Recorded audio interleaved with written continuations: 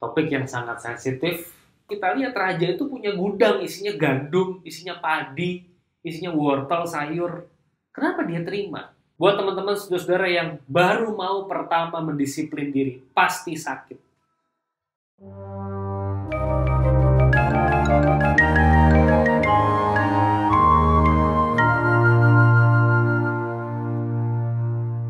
Halo teman-teman, hari ini saya mau berbagi firman Tuhan dari Mazmur 50 ayat 7-14. Bagian ini berkesan karena semalam saya memimpin satu Zoom meeting di sebuah gereja membicarakan mengenai perpuluhan. Topik yang sangat sensitif, topik yang sangat mungkin ditunggu-tunggu di tengah pandemi ketika seluruh perekonomian sedang turun. Saya hanya ingin berbagi apa yang saya baca dan apa yang saya gumuli. Dan kalau saya ditanya mengenai perpuluhan, maka ayat yang bagi saya cukup menarik adalah Mazmur 50 ayat 7-14. Dengarlah hai umatku, aku hendak berfirman. Hai Israel, aku hendak bersaksi terhadap kamu. Akulah Allah Allahmu. Bukan karena korban sembelihanmu aku menghukum engkau. Bukankah korban bakaranmu tetap ada di hadapanku? Tidak usah aku mengambil lembu dari rumahmu atau kambing jantan dari kandangmu. Sebab punyakulah segala binatang hutan dan beribu-ribu hewan di udara. Punyaku. Aku kenal segala burung di udara dan apa yang bergerak di padang adalah dalam kuasaku. Ayat 12, perhatikan teman-teman. Jika aku lapar, tidak usah kukatakan kepadamu. Sebab punyakulah dunia dan segala isinya. Kalau Tuhan lapar, nggak perlu dia ngomong sama kita. Orang dunia ini punya dia kok. Daging lembu jantankah aku makan? Atau darah kambing jantankah aku minum?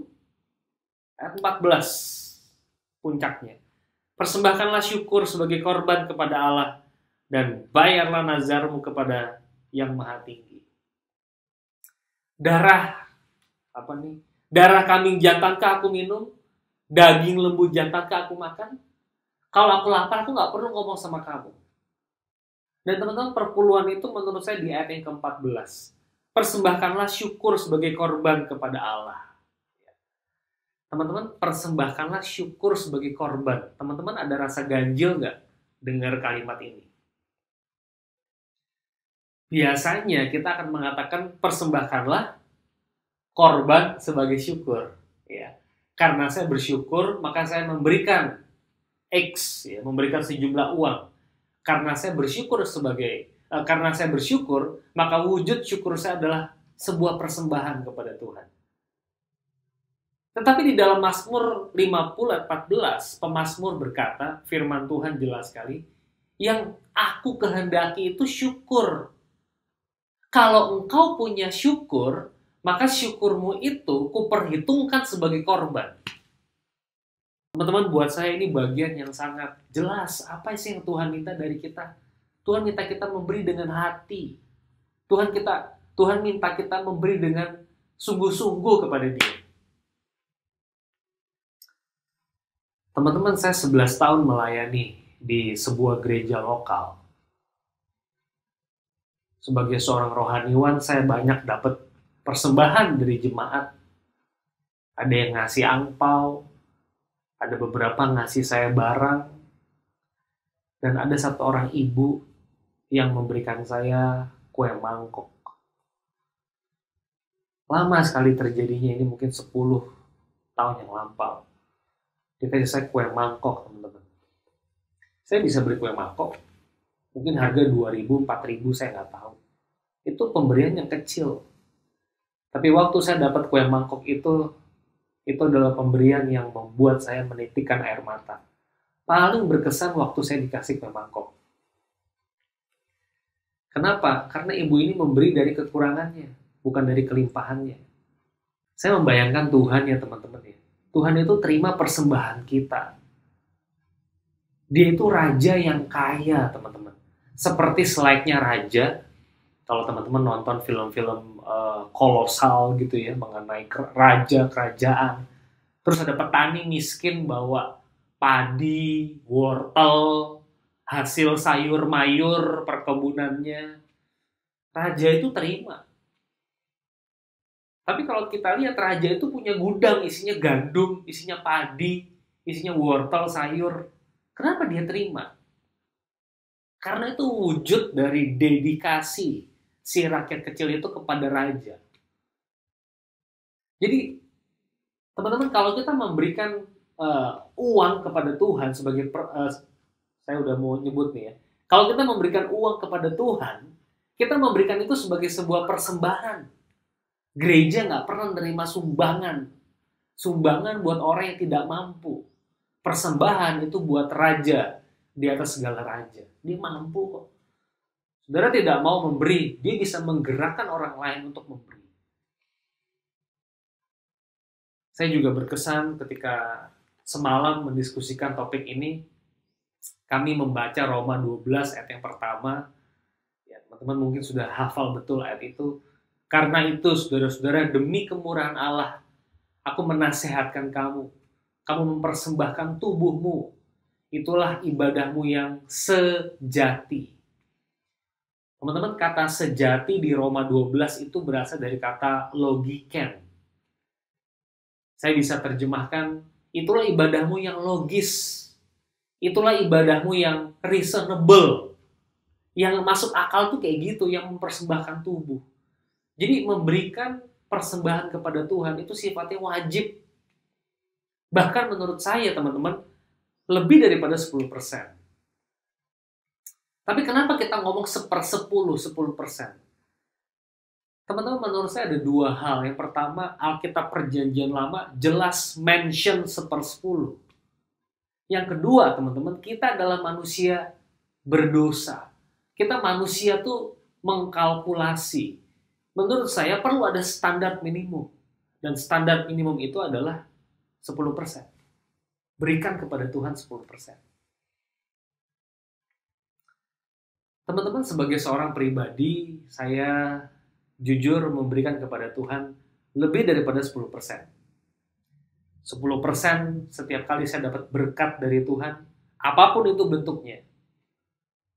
Dari siapapun itu, 10%-nya langsung saya transfer ke rekening gereja, di mana saya bertumbuh di sana. Dan saya punya another 10, tanda petik. Ya. Saya tidak mau menyebutkan kepada teman-teman. Tapi saya punya another 10. Saya suka bilang begitu ke jemaat saya. Atau another 5. 15% atau 20%. Saya menamakannya per 20-an saya. Saya ingin sekali teman-teman punya per 20-an. Berikan itu kepada Tuhan. Kalau 10% saya berikan kepada gereja, maka per 20-an itu, kalau saya siapkan buat orang-orang yang miskin, yang membutuhkan bantuan, mungkin ada sanak, family, saudara yang mau kuliah, mau sekolah sulit. Teman-teman mungkin suka patungan untuk angpau, ada yang merit, ya. Ada yang meninggal, kita mesti patungan pekpau, gitu ya. Saya tidak pernah absen patungan. Saya selalu punya anggaran di situ. Saya selalu punya kesempatan untuk berbagi dengan orang, meskipun nilainya kecil. Tapi saya punya X% di situ yang saya sungguh-sungguh siapkan untuk orang-orang yang membutuhkan di sekeliling saya. Saya nggak tahu ya teman-teman ya. Ada orang yang ngomong begini nih teman-teman. Wah Pak, saya nggak bisa ngasih 10% ke Tuhan, gede sekali. Untuk naik Transjakarta saja, sudah 20% dari penghasilan saya PP. Sekarang kita masuk ke bagian perpuluhan ini dari bruto atau neto. Ya. Potong dulu tagihan listrik, potong dulu tagihan PAM, IPKL, tagihan internet, asuransi, baru selebihnya itu 10%, atau dari keseluruhannya 10%. Teman-teman, saya tidak punya formula yang tetap untuk menjawab pertanyaan ini. Tapi saya mau sharing, ada satu orang yang pernah bicara seperti ini ke saya. Pak, penghasilan saya UMR, 20% dari UMR itu sudah terpakai untuk naik Transjakarta. Jadi saya hitung-hitung dari hidup saya hanya bisa memberi 5% langsung ke rekening gereja di mana saya bertumbuh. Tapi Pak, saya punya 5% lagi Pak, yang saya cadangkan buat orang-orang yang membutuhkan di sekeliling saya. Saya cadangkan itu. Kalau ada orang undang saya kondangan, kalau ada orang meninggal, saya punya tabungan 5%. Dan kalau bulan itu tidak ada kondangan, tidak ada orang meninggal, dan ternyata dananya utuh, saya bisa persembahkan itu kepada Tuhan. Teman-teman, saya pikir spiritnya adalah bagaimana teman-teman memberi dengan kesungguhan, keseriusan. Ingat loh, Roma 12, karena itu demi kemurahan Allah, karena Allah sudah mati buat kita. Dia memberikan nyawanya, darahnya. Nggak masuk akal menurut saya kalau kita yang sudah percaya memberi hanya 1-2%. Nggak masuk akal. Jadi, saya minta teman-teman pikirkan untuk memberi lebih kepada Tuhan. Berikan yang terbaik kepada Tuhan. Sekali lagi, saya tidak punya formula, tapi saya mohon teman-teman bisa merenungkan bagian ini. Saya mau tutup dengan Mazmur 50 ayat 14a.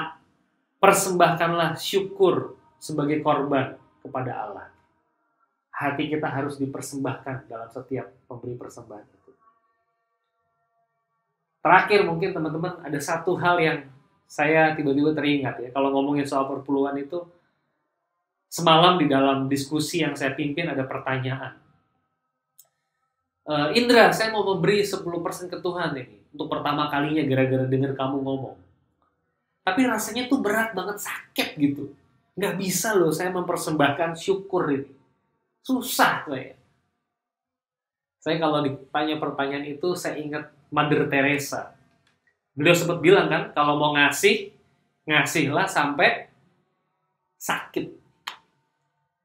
Buat teman-teman saudara-saudara yang baru mau pertama mendisiplin diri, pasti sakit.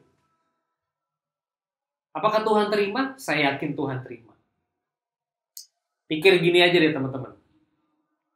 Tuhan itu Allah yang murah hati, betul? Kalau dia murah hati, kalian kasih 2.000-an ke Tuhan, Tuhan terima? Kalau kalian tahu Tuhan terima, apakah kalian akan udah deh 2.000-an aja buat Tuhan? Seorang ayah yang pemaaf. Kita punya ayah pemaaf. Kalau kita tahu ayah kita pemaaf, apakah kita akan buat salah berulang kali? Kan dia pemaaf. I don't think so. Jangan mempermainkan kemurahan Tuhan. Mari kita belajar untuk memberikan lebih. Saya percaya awalnya sakit. Tapi kalau teman-teman setia ketika menjalani langkah pertama, langkah kedua, ketiga, keempat, saya yakin akan ada joyful. Kita akan memberi persembahan joyfully. Seperti yang firman Tuhan sampaikan. Selamat melakukan perziarahan rohani. Berikan yang terbaik kepada Tuhan. Di Alkitab nggak ada perpuluhan loh, nggak ada. Adanya per 20-an, per 30-an, per 40-an, per 50-an. Selamat merenung, selamat berefleksi. God bless you.